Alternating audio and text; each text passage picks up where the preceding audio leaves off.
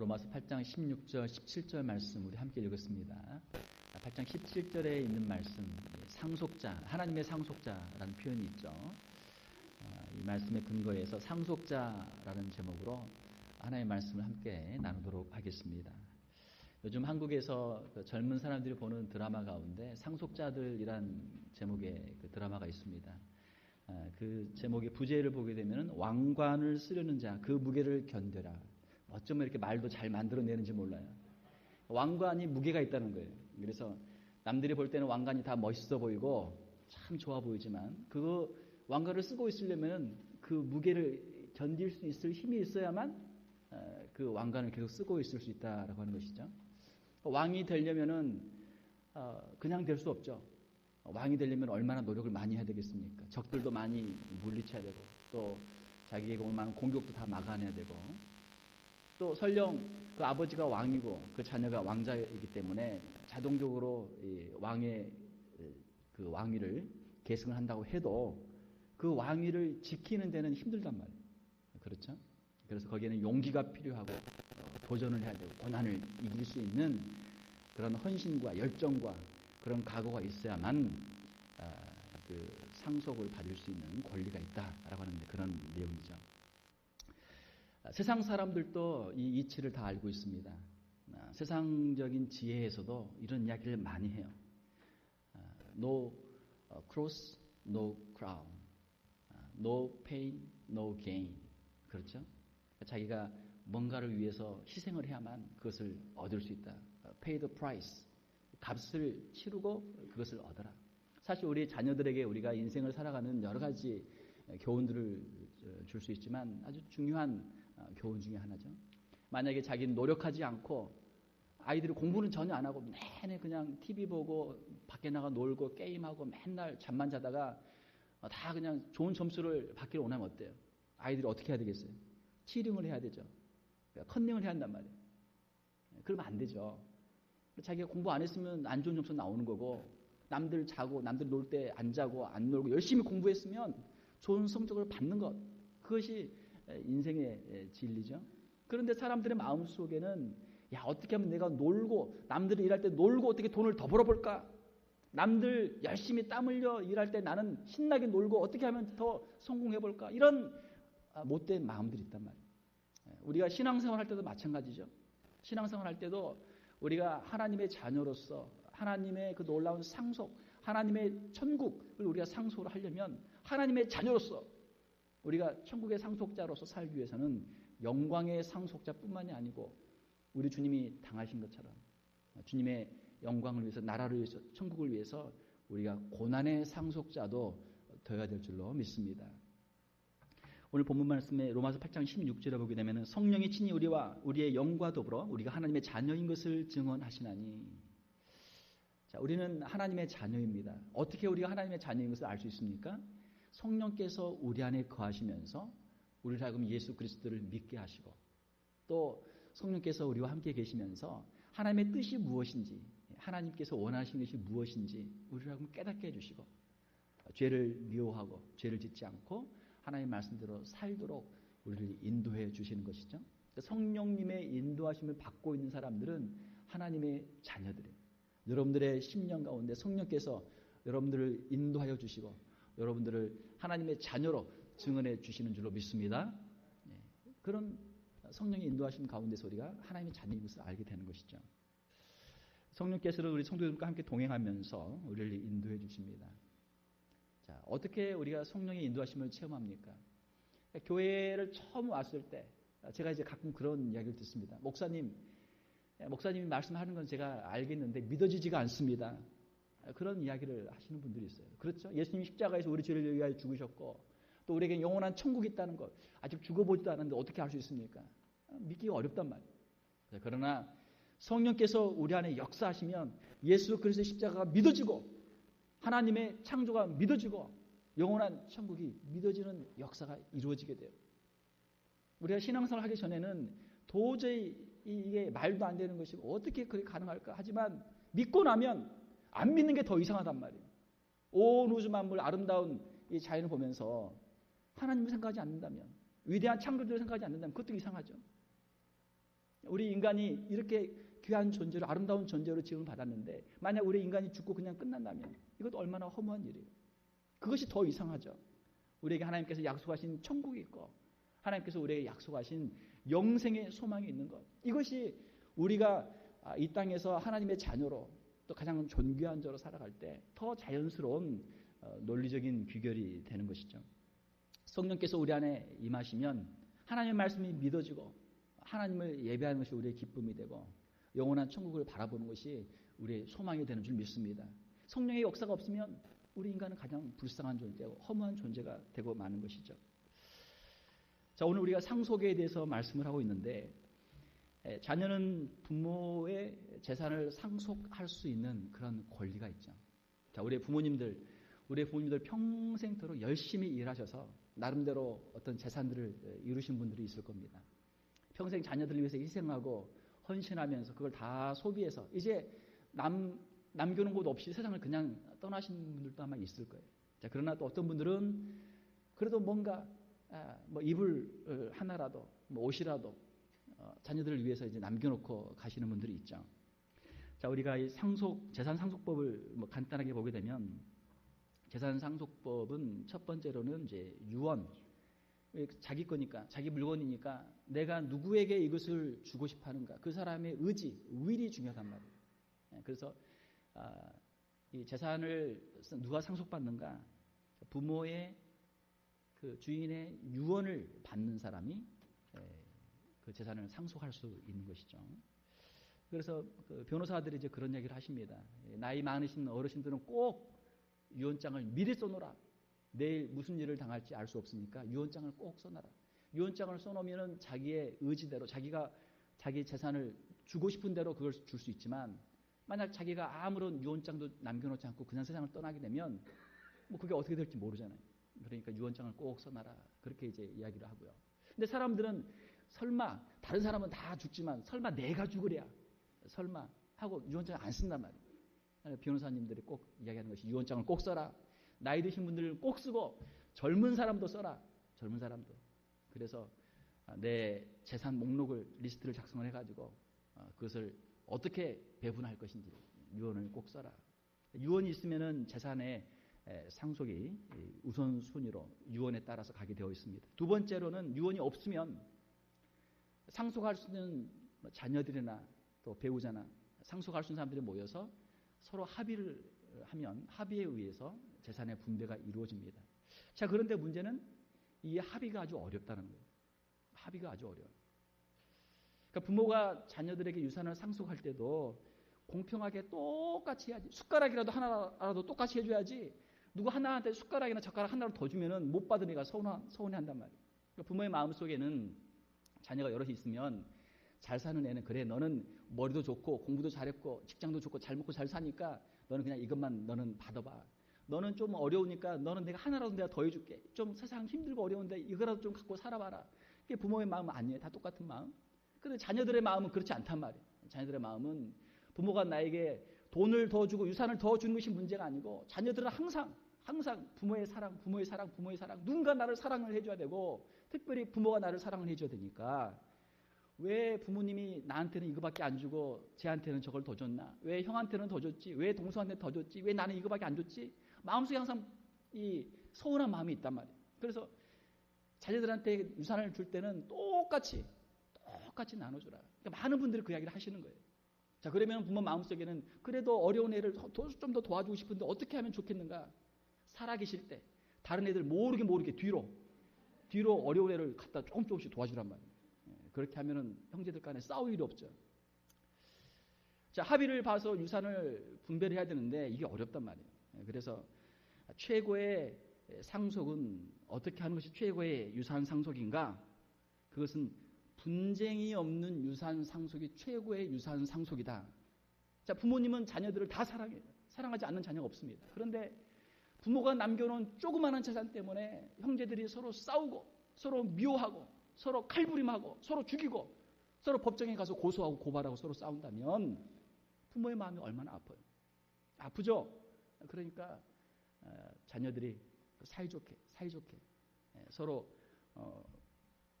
재산을 합의하에서 나누는 것이 좋은데 이것이 어렵단 말이에요. 그래서 대부분의 경우는 이제 법정으로 가게 되죠. 법정에 가게 되면 법적인 분배 원칙들이 있습니다. 지금은 이제 법적인 그 분배에서 아들이나 딸의 구별이 없습니다. 옛날에는 아들한테 다 주고 말이죠. 딸은 출가 외인이다.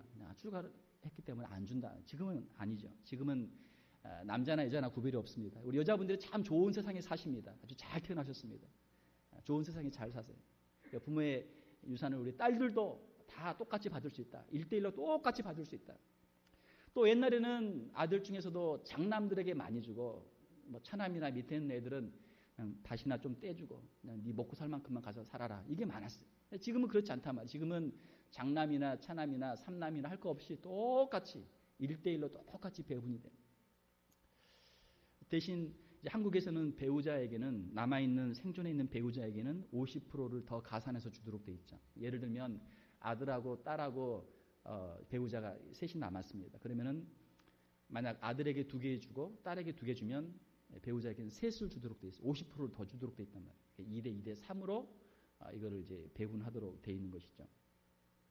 자, 아무튼 중요한 것은 자녀들은 부모의 그 유산을 상속할 수 있는 권리가 있습니다. 자, 우리는 하나님의 자녀죠. 우리 육신의 부모님도 계시지만 우리는 하나님의 자녀들이 하나님께서 가지고 있는 것들을 하나님의 그 재산을 우리는 상속할 권리가 있는 하나님의 자녀들인 줄로 믿습니다. 얼마나 든든합니까? 든든하죠. 부자들은 먹은 것이 없어도 배가 부르단 말이에요. 왜? 가진 게 많으니까 언제든지 먹을 수 있고 뭐 내 하고 싶으면 언제든지 할 수 있잖아요. 있어도 그냥 안 먹는 거죠. 다이어트 하려고. 건강 생각해서 그냥 안 먹는단 말이에요. 자, 우리는 하나님의 상속자요. 우리는 하나님의 그 모든 것을 누릴 수 있는 권세를 가진 하나님의 자녀들인 줄로 믿습니다. 이것이 우리 성도들이 가지고 있는 당당함. 이 세상을 정말 가진 것이 없지만 사도 바울의 고백처럼 가진 것이 많은 사람처럼 살 수 있는 우리 성도들의 자부심이죠. 로마서 8장 17절에 보게 되면은 자녀이면 또한 상속자, 곧 하나님의 상속자요. 하나님의 상속자. 얼마나 대단한 상속자입니까?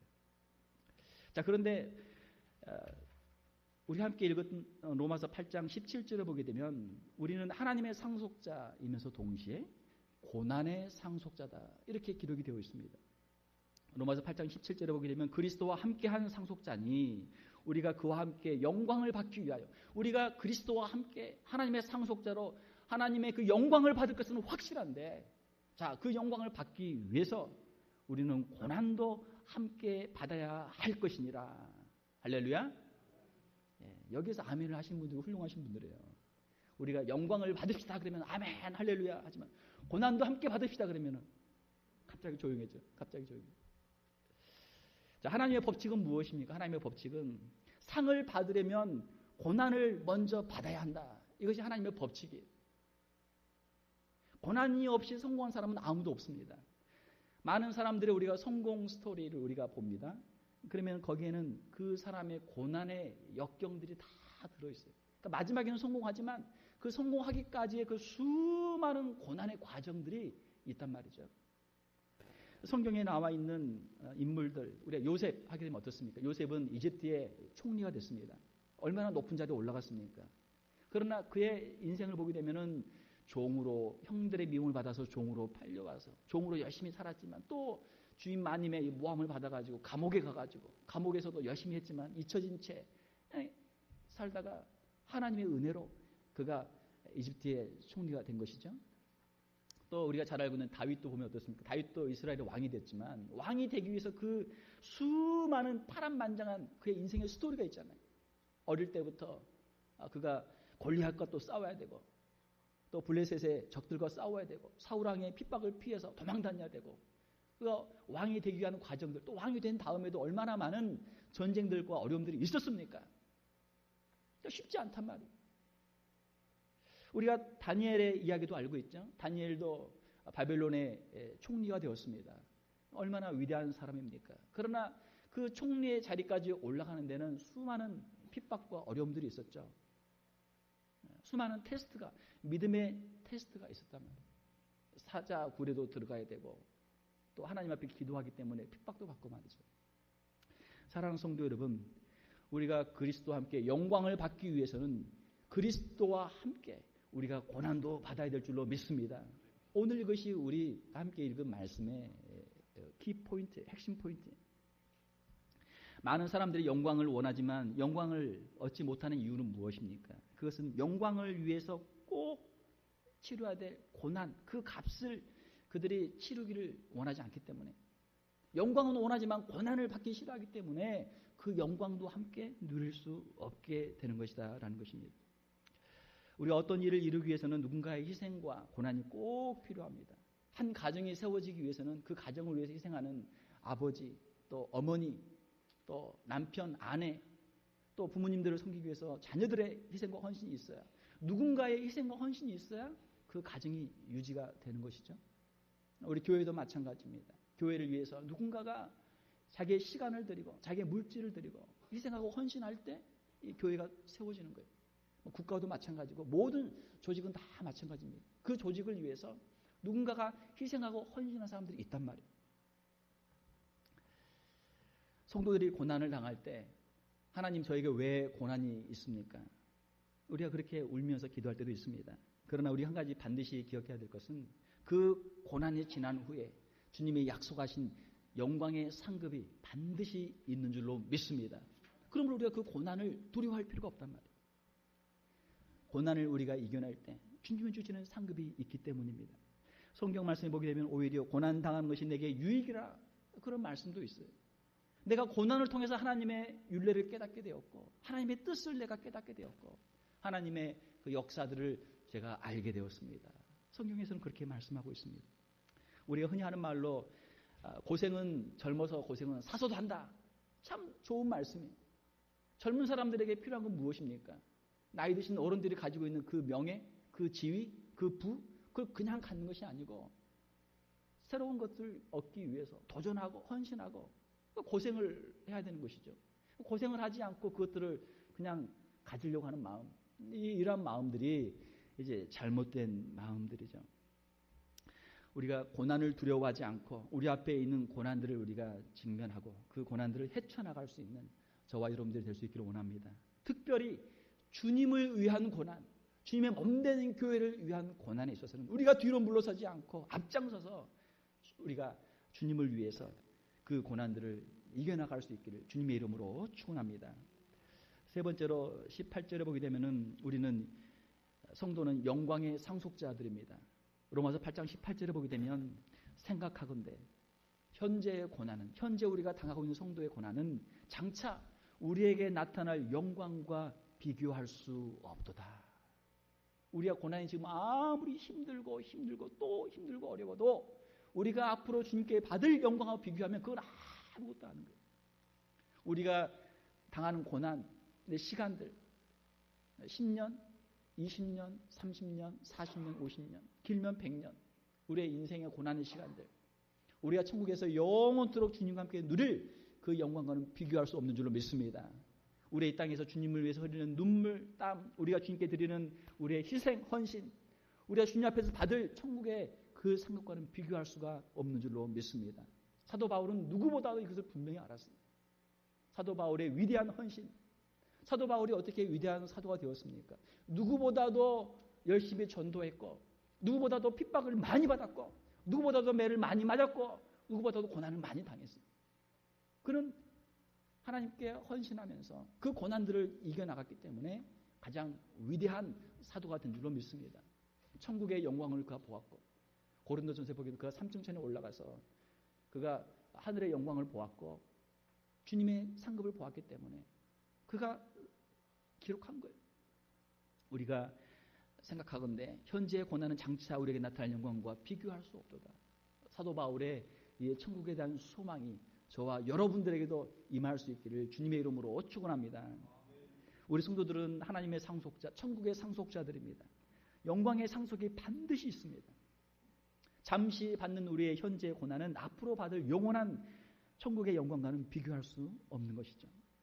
자, 우리가 천국에 어떻게 들어갑니까? 천국에 들어가는 것은 우리가 예수 그리스도를 믿음으로 말미암아 하나님의 은혜로 우리가 천국에 들어가는 줄로 믿습니다. 천국에 들어가는 것 자체가 우리에게 큰 축복이죠. 천국이 우리에게 상급이에요. 천국에 들어가는 것은 다른 것이 아니고 오직 예수 그리스도를 믿음으로 천국에 들어가는 거예요. 이 자리에 있는 저와 여러분들 우리 예수 그리스도를 구주로 영접하시고 한 분도 빠짐없이 다 천국에 들어갈 수 있기를 주님의 이름으로 축원합니다. 자, 그런데 성경 말씀을 보게 되면은 구원은 우리의 행위가 아닌 하나님의 은혜로 우리가 받는 것이지만 천국에 가게 되면 거기에 천국의 상급들이 있는데 그 상급은 우리가 이 땅에서 주님을 위해서 행한 대로 주님이 우리에게 주신다. 그렇게 말씀하고 있어요. 고린도후서 5장 9절 10절에 보게 되면 그런즉 우리는 거하든지 떠나든지 우리가 이 세상에 살든지 주님 앞으로 가든지 주를 기쁘시게 하는 자 되기를 힘쓰노라. 이는 우리가 다 반드시 그리스도의 심판대 앞에 드러나 각각 선악간에 그 몸으로 행한 것을 따라 우리 각자가 행한 대로 주님 앞에서 상을 받으려 함이라. 그렇게 기록하고 있습니다. 자, 주님이 우리에게 주신 은혜, 죄 사함의 은총, 영생의 축복 얼마나 감사합니까? 우리가 이 땅에서 살아갈 때 주님의 그 은혜를 감사하면서 주님을 위해서 살다가 우리가 주님 앞에 가는 것이 당연한 성도의 삶의 모습인 줄로 믿습니다. 이게 당연한 것이죠. 하나님의 은혜를 아는 사람들의 당연한 모습이에요. 그런데 모든 사람들이, 모든 성도들이 하나님의 은혜에 감사하면서 감격하면서 자신을 헌신하면서 그렇게 살지 않는다는 거예요. 자, 우리가 예를 들면은 집에서 자녀들에게 용돈을 줍니다. 자녀들이 여럿이 있어요. 그 용돈을 줘요. 얼마씩 줘서 얼라운스를 줘가지고 필요한 학용품도 사고 뭐 먹고 싶은 것도 사 먹고 애들하고 친구들하고 놀아라. 그럼 자녀들이 용돈을 받아가지고 어떤 아이들은 용돈을 그냥 받는 대로 그냥 다 써버려. 그냥. 아직도 부족해. 엄마 더 줘, 더 줘, 부족해.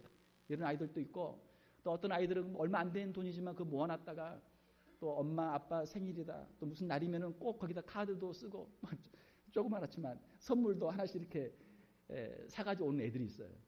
자, 그러면 부모 마음이 어떻습니까? 아이가 가져온 카드, 아이가 가져온 선물 다 이게 누구 돈이에요? 다 누구 거예요? 부모가 준 거잖아요. 부모가 용돈으로 다 준 거란 말이에요. 그렇지만 부모 마음에 야, 이 녀석이 이제 많이 컸구나. 부모님에게 감사할 줄도 알고 아, 얘가 이렇게 하는 거 보니까 앞으로 용돈을 더 줘도 더 잘 쓸 수 있겠구나. 다음에 더 줘야지. 용돈을 더 준단 말이에요. 똑같은 자녀지만 그냥 아무것도 없으면 물론 부모니까 사랑하지만 이 녀석은 왜 없을까? 궁금하잖아요. 궁금하단 말이에요. 자, 우리가 이 세상을 살아가는 것, 우리에게 있는 생명, 건강, 물질, 은사와 달란트, 우리에게 있는 모든 것 다 하나님께로부터 온 것인 줄로 믿습니다. 하나님이 다 주신 거예요. 하나님께서 우리에게 은혜로 주신 거예요. 그런데 성도들 가운데도 은혜를 아는 사람들이 있고 은혜를 모르는 사람들이 있단 말이에요. 은혜를 아는 사람은 하나님 감사합니다. 내게 주신 것들이 이렇게 많은데 그중에서 작은 것이지만 주님을 위해서 제가 드리기를 원합니다. 주님 앞에 드리면 주님이 보시고 아이고 이 녀석 참 기특하다. 어쩌면 이렇게 참 예쁜 짓만 골라서 하니. 그래 내가 너한테 이거 더 주겠다. 더 한번 써봐라. 더 한번 잘 살아봐라. 준단 말이에요. 근데 하나님께 받은 건 많은데 그냥 옹색하고 그냥 째째하게 하나님께 드릴 것 없습니다. 맨날 와가지고 하나님 왜 이거 안 주세요? 왜 이거 안 주세요? 하고 있으면 이 녀석 봐라. 하나님 물론 하나님 자녀니까 사랑하시지만 그 받을 상이 별로 없는 것이죠.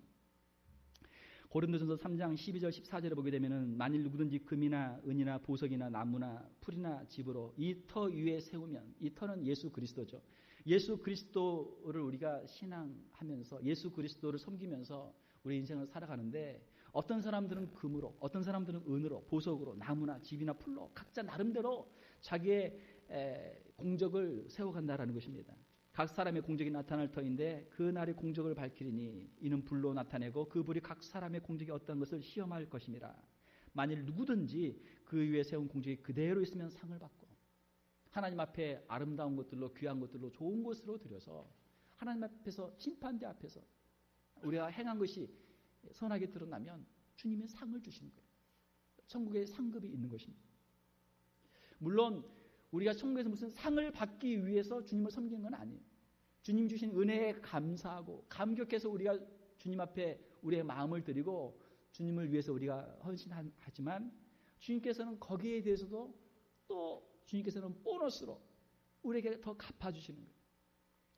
사랑하는 성도 여러분, 우리가 이 땅에 살아가면서 우리가 주님의 은혜를 늘 감사하면서 천국을 위해서 주의 몸된 교회를 위해서 일하다가 주님 앞에서 착하고 충성된 종으로 칭찬받고 귀한 상급들을 받는 저와 여러분들이 다 되시기를 주님의 이름으로 축원합니다.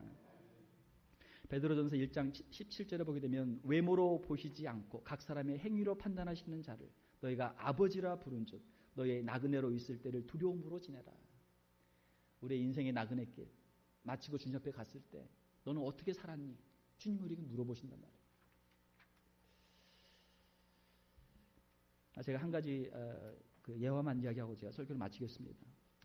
어떤 농부가 있었습니다. 이 농부가 평생토록 참 성실하고 정직하게 열심히 일하는 사람이었습니다. 아침 해 뜨기도 전에 나가서 밭에 나가서 열심히 일하고 하루 종일 일하고 해가 질 때 들어오고 하루 종일 그렇게 열심히 일을 했어요.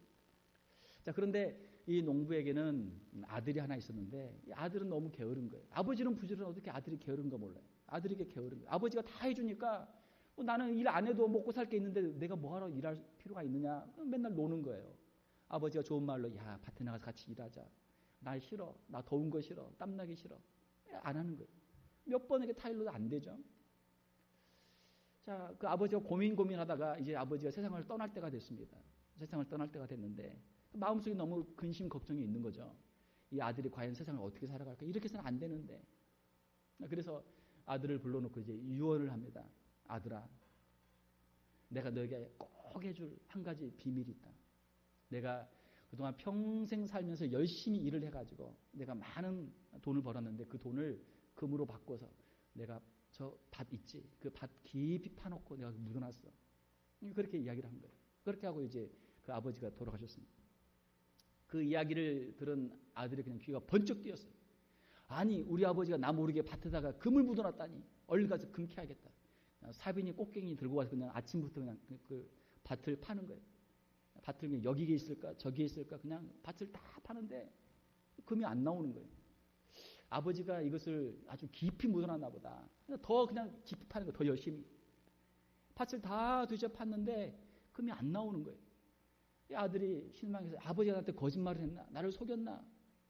이렇게 하고 이제 실망해서 왔는데 가만히 밭을 이렇게 보니까 밭이 너무 아까운 거예요. 땅을 이렇게 깊이 다 파놨으니까 얼마나 좋아요. 거기다 씨만 뿌리면 되는데 씨만 뿌리면 산소가 땅속으로 다 들어가 땅속에 있던 것들 흙들이 다 섞여가지고 아름다운 옥토가 됐는데 거기에 씨를 뿌렸어요.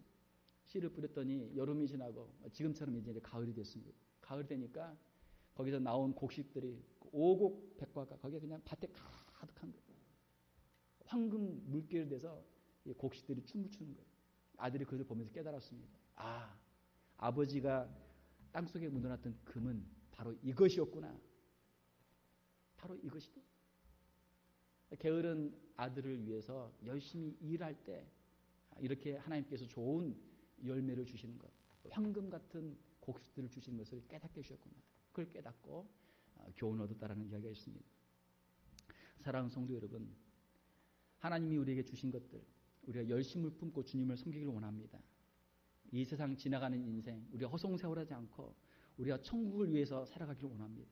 이 세상에서 어떠한 고난이 닥쳐와도 고난을 두려워하지 않고 피하지 않고 그 고난을 통과해서 우리 하나님께 우리에게 약속하신 그 축복 또 천국의 영광을 누릴 수 있는 저와 여러분들이 다 될 수 있기를 주님의 이름으로 축원합니다.